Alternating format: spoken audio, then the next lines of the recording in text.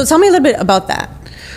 So the program that we're putting together, the Agrihood, what we want to do is we want to take veterans that have PTSD and they're having a hard time transitioning from the military life to civilian life.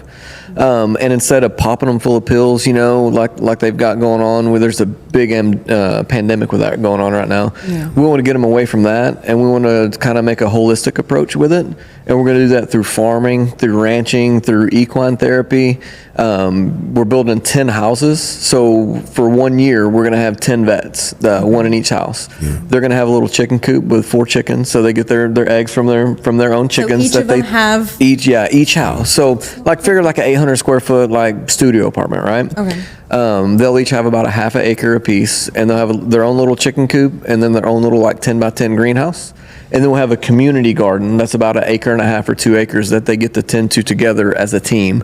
Because it's important for those guys to still maintain that unity and that team play that they have, in the military. Right. That's one of the hardest things with the vets that we've spoken to transition out of. Is like, we've been a team for 4 years, man, and you wake up one morning when you're discharged and it's like, what do I do today? Yeah, Jason's in a different state. Like, what do I do today? Yeah, no, it's completely difficult. And I don't think that the government or, I don't think that they do enough for our vets that served our country. And it's a shame. It's very sad. So I want to thank you guys for doing this, to be honest with you. Sure. 100%. Yeah, From the bottom of my heart, Yeah. I appreciate the work you guys put in for that. So I have 1,000 questions. Ask away. Go for it. Okay, so you got 10 vets, right? Mm-hmm. And so we're starting off with these 10, and they each have their own chickens. And so who's training them how to do the farm work and stuff? No. Yeah. This man has learned so much. I'm so proud. Well, who taught him?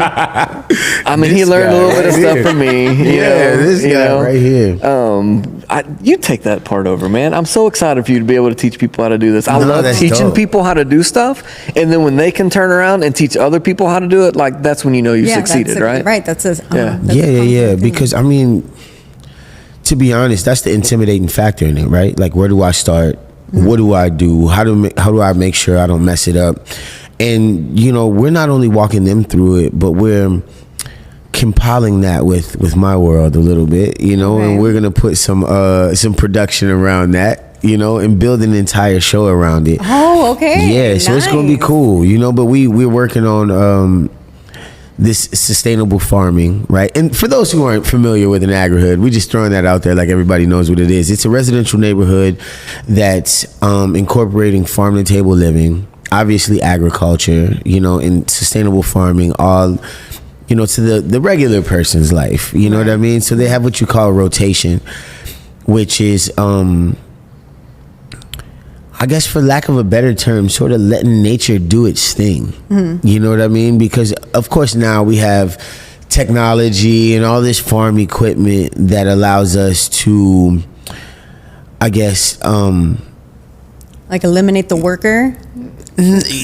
Well, I guess to speed the process up a little bit and make it, a little bit more efficient. You know what I mean? Because farming isn't getting any easier. You know what I mean? But like for instance, right, if you have a huge hay bale and you roll that hay bale out and you have cows on both sides, they're obviously going to eat and they're going to use the bathroom, right?